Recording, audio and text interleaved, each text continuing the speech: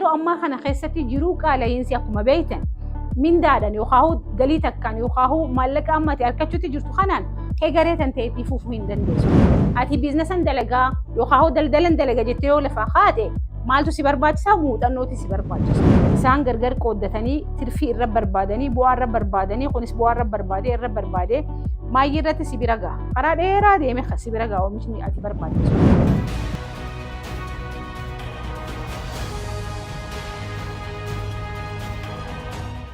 Ashamaa daawwattoota keenya bakka jirtan marattuu nagayaa fi guddinaa fi rahmata rabbiitiin isiniif hawwa. Egaa gaaffii ta'e isinirra dhaabbachuudhaan keessattuu yeroo ammaa kana keessatti dargaggoowwan yookaan shamarran yookaan umriin productivity keessa jirtu gaaffii hedduu na gaafattan. Gaaffii san keessaa keessattuu ani qaxarameetiin hojjechuutti jira.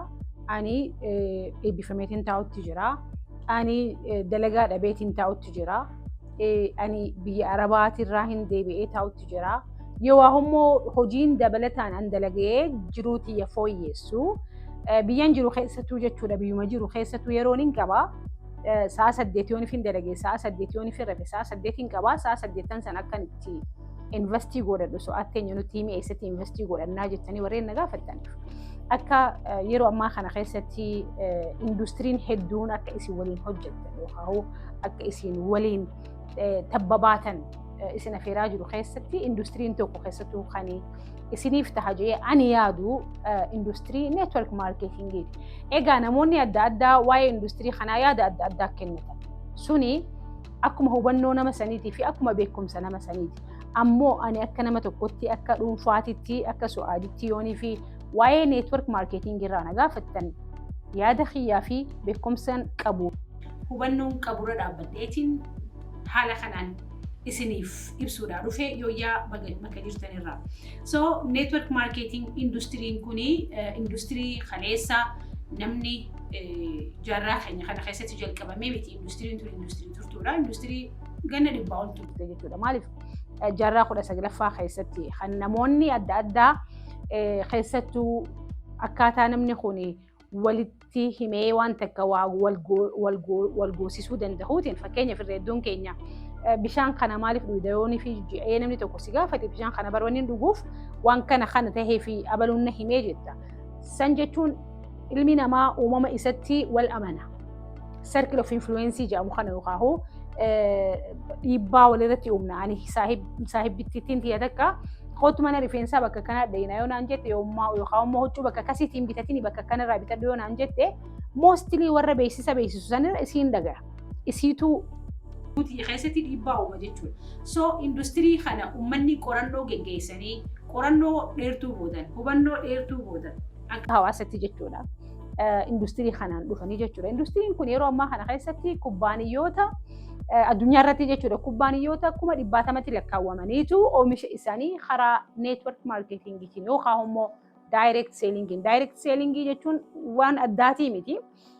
Uummata jidduu tanarra jiru yookaan faabrikaa warshaa fi wholesalera yookaan importera exportera warreen jedhamee oomisha kubbaaniyyaan kun oomishe yookaan warshaan kun oomishe gargar qooddatanii isaan gargar qooddatanii tirfii irra barbaadanii bu'aa irra barbaadanii kunis bu'aa irra barbaadee irra barbaadee maayyii irratti si bira ga'a. Karaa dheeraa deeme si bira ga'a oomishni ati barbaadde sun. Oomishni kun gaafa si bira gahe takka guyyaan isaa bahee dhumee jira, expiry datein dhiyaatee jira. Yoo waa hummoo miidhaan irra gahee jiraata. Yoo waa hummoo ugguu si bira gahutti feeka si bira gahee uta originaalaa miti.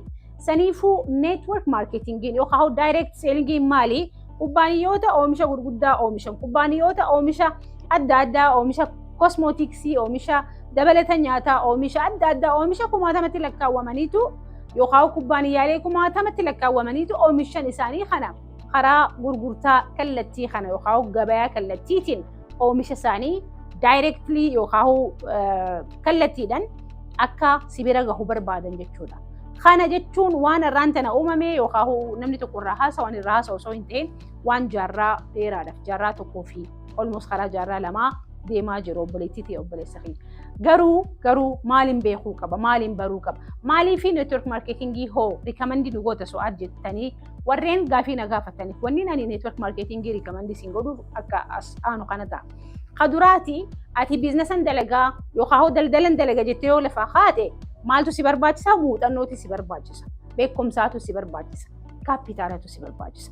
Muuxannoo hin qabdu ati takka ogummaa takkaan eebbifamtee ogummaa san hin dalagutti jirta. Muuxannoo hin qabdu. Saniifuu neetwork maarkeetingii wanni na rikamendi isin godhuuf namoota isin dura muuxannoo qabuu fi beekumsa qabuutu isin dura jira. Ummanni sun takka lama sadii jaaniititti isin barsiisan waan ta'aniif carraa antarprenariyaal karaa ati deemuudhaa deemtu san karaa hojii uummataadhaa deemuudhaa deemtu san nama karaa san sitti agarsiisutu si dura jira. Saniifuu kufaatiin tanteenii xiqqaatti jechuudha. Lamadaa maaltu si barbaachisaa? Ati kaapitaala guddaan si barbaachisu. Ati daldala biraatiin daldala jettee obboleettiitii obboleessa kiyya biyyoota adda addaa jirta ta'a, haala adda addaa keessa jirta ta'a. Daldalan jalqabuu barbaadaa jettee yoon fi lafa kaatu taate yeroo ammaa kana keessatti daldalli ati kaapitaala xiqqaadhaan jalqabdu yookaan neetwork maarkeetingii jalqabuudhaaf almost kaapitaala osoo hin ta'in waan oomisha kubbaaniyaan sun gurguru bitatta malee kaapitaalli guddaan si barbaachisu. Saniif neetwork maarkeetingii akka ati jalqabdu yaada si kennaa jechuudha. So kaapitaala guddaa sirraa hin barbaadu, muuxannoo sirraa hin barbaadu. Namoota muuxannoo san si dura qabaniitu jira, uummata santu si kunuunsa waan ta'eef.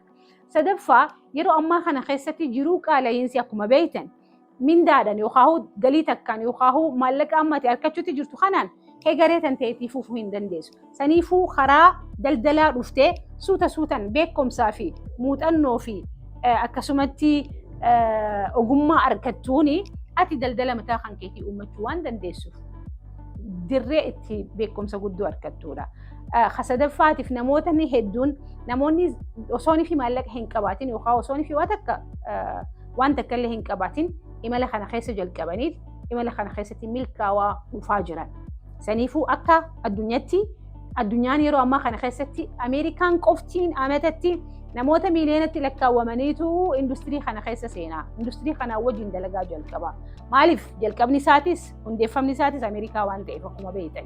Saniifuu kubbaaniyyaalee adda addaatu jira. Ati akka nama tokkotti akka nama biizinasatti galuu deemutti waan qorannoo geggeessuu sirraa eegamuutu jira malee namoonni adda addaa maqaa kubbaaniyyaalee adda addaatiin maqaa adda addaa baafatanii nama hatuudhaaf yookaan immoo nama kana karaa hin taane oofuudhaaf deeman ni jiran. Ati akka nama tokkotti akka nama bilchaataa tokkotti akka nama umriin isaa amata 18 olitti teessee qorannoo geggeessitee namoota karaa kanarratti na gargaaranii daldaluudhaa deemu kanarratti na gargaaran jettee yaadduurraa gorsa fudhattee beekumsa fudhattee hubannoo fudhattee yoo adeemtu taate definitely industiriin kun industirii namoota hedduu milkeessee industirii namoota kumaatamaa miti kuma dhibbaatamatti lakkaawwamanii fi miiliyoonotaaf karaa milkiidhaa ta'e waan isin ajaa'ibsaa yeroo ammaa kana keessatti akkuma waliigalatti namoota miiliyoona dhibbaatamatti lakkaawwamaniitu industirii kana keessa hojjetaa jira. Egaa kana yoo kan beekuu barbaadan taate kitaabota adda addaatu industirii kanarratti barraa'ee kitaaba tokko miti lamaa miti shanii miti 10 miti 20 miti 30 miti namoota adda addaatu kitaaba bal'isanii network marketing industirii irratti barreessan. Saniifuu deemaadhati qorannoo fi qo'annoo mataa keessanii geggeessa. San qofaa miti industirii kana maaliif akka isin hojjetan rikamendi isin godha seetan. Ati biyya takka teessee amma fakkeenyaaf ati daldala tokkoon jalqaba jettee yoon fi daldala tokkoof lafaa kaate biyya jirtu keessatti daldalli sun biyya san qofa keessatti hafa. Daldalli network marketingii garuu waan namootaan irraa wajjin hojjettaniif jecha biyya takka irraa jalqabdaniitti biyyoota adda addaa keessatti biizinasa keessan babal'isuu dandeessan. Kana jechuun neetworkii teessan biyya alatti ekspoortii gootanii jechuudha. Kuni faayidaa irra hedduun namaa maallaqa hedduu baasee kubbaaniyyaa gurguddoo qabaatee biyya biraa dhaqee oomisha isaa beeksisuu dhiisiiti. Biyyuma jiru san keessattuu magaalaa takka irraa yookaan even biraanchii tokko irraa biraanchii biraa banuun hagam takka akka wareegama nama kafalchiisu ana gaafadha. Saniifuu yoonii fi ati qaamaa fi qalbiin itti deebitee if kennitee barachuu fi hubannoo gahaa kan barbaaddu taate network marketingiin ani rikamendi si godha. Habiraati ati har'aan tana maybe malleen ati argachuutti jirtu maallaqa haga tokko. Maallaqa unlimited income argachuu dandeessa. Maaliif akkuma reefuun tana isin jee industiriin kuni karaa hojii uummachuudha isin geessa waan ta'eef isintu gamtaa isinii wajjin dalagu san yookaan bifattiin dalaydan san isintu murteeffata. Fedhinnaa keessanii irratti hundaa'a. Cichoomina isin dalagaa saniif kennitan irratti hundaa'a. Beekumsaa fi muuxannoo fi mudannoo fi dandeettii isin achirratti dhuftanii agarsiisaniitu murteessa galii teessan. Saniifuu galiin teessan unlimited galiin teessan daangaan qabdu jechuudha. Siitu murteeffata hagam akka harkachuu qabu hagam akka siin malu siitu murteeffata. nam tokkolleen si murteessu maaliif hojii qaxarriiti miti kubbaaniyyaalee ati waliin agriimentii uumtusaniitu oomisha si qopheessa oomisha isaan si qopheessan san ati tuuta maamiltoota uummattee akka gaariitti entrepreneurial sammuu tantee fayyadamtee yookaan sammuu hojii uummatummaadhaa fayyadamtee warreen si wajjin dalaguudhaaf deeman sanii wajjin karaa bareedaa ifiifillee guddattee isaanillee guddisuu ni dandeessa. Kabiraa qabxiin ani network marketingii akka isin daleedan fedhuuf kabiraa maali jettanii yoo na gaafattan hojii gamtaati. Namni kun haga fedhe yoo beekumsa qabaate, haga fedhe yoo qaruutee ta'e, haga fedhe yoo fi galiis harkachaa jiraate, galiin harkatu sunis galii mataa keetitti yeroo ati qabdu sunis sa'aa 24 guyyaa tokkotti ati qabdu. Beekumsi ati qabdu sunis beekumsuma mataa kan keetitti. Ammoo ogguunii fi karaa network marketingii as dhuftee gamtaa jaarta. Tuuta maamilaa jaarta. Kana jechuun maal jechuudha? Oomisha kubbaaniyyaan oomishu san kophaa tantee gurgurtee imala milkiidhaa haa hawwitu san yookaan galii guddoo hawwitu san harkachuu hin dandeessu. Maal godhuu qabda? Nama gargaaruu qabda. Warreen karaa dalagaa tanaa fidde san teessee kunuunsitee leenjii kennitee fi waan isaaniif hin galin gaafii isaaniif hin galin bakka hundaa isaanitti taate hundaa jala deemtee akka itti gaafatamaa tokkotti osoo hin tahin akka geggeessaa cimaa tokkotti deemtee isaan san akka isaan fayyadaman akka isaan jiruu isaanii jijjiiran akka isaan jiruu isaanii fooyyeessan yoo kan gargaartu taate tuutni maamiltootaa suni oomishni isaan oomishan sun yookaan gurgurtaan isaan gurguran suni waliin gurgurtan waan ta'eef gurgurtaa sanirraa galii hirkatta. Kana jechuun leverage fayyadamtee jechuudha. Leverage jechuun waan guddaa tokko kophaa kan kee amata dheeraa sirraa fudhatu tokko yeroo muraasa keessatti yeroo gabaabaa keessatti gonfatta jechuudha. Irra hedduun nama warri alaa waa'ee network marketingii haasa'u irra hedduun isaa industirii tana hin beekanii beekumsa fudhachuufis hin barbaadanii gatta'anii takka lama jaaniitis barachuudhaaf ifin qopheessin. Saniifuu yaada adda addaa wama isaanitti fakkaate wama alaalaalanii dhagahan faarratti dhaabbataniiti yaada adda addaa namni kun hundinuu kenna. Namoota sanirra sillaalina maaliif jennaan namuu haga beekuu isinitti hima waan ta'eef. Saniifuu gatteessanii namoota isinitti himu qofa osoo hin ta'in ati itti gaafatamaan jiruu tanteeti itti gaafatamaan mul'ata keeti itti gaafatamaan guddinaa fi milkii tanteeti sihi waan taateef ifii wajjin gattaa'ii if gaafadhu dhugumattuu an dalaga'ee yeroo ammaa kana keessatti kaapitaala guddaan ittiin biizinasa biraa jalqabuun hin qabaahi. Yoon fi kaapitaala guddaa biizinasa biraa yookaan daldala biraa ittiin jalqabdu hin qabaanne daldalli kuni daldala kaapitaala guddaa osoo sirraa hin barbaanne kaapitaala xiqqaadhaan jalqabdu. Ani muuxannoo fi beekumsan daldala biraa maallaqa dilarratti baasee muuxannoon daldala san ittiin dalaguun hin qabaahi hin qabdu. Saniifuu muuxannoo harkachuudhaaf network marketingiin hulaa karaa daldala guddaa seentuun isii bana waan ta'eef jabaadhu. Egaa faayidaan network marketingii hedduudha. Ammallee yoon fi bal'inaan gaafiilee biraa kan qabaattan taate komentii jala naa kaayaa. Wanni isiniif hin galin yoo jiraates bal'inaan viidiyoo itti aantutti isiniif dalagaa. Ammaaf garuu network marketingiin bilisummaa yeroodha.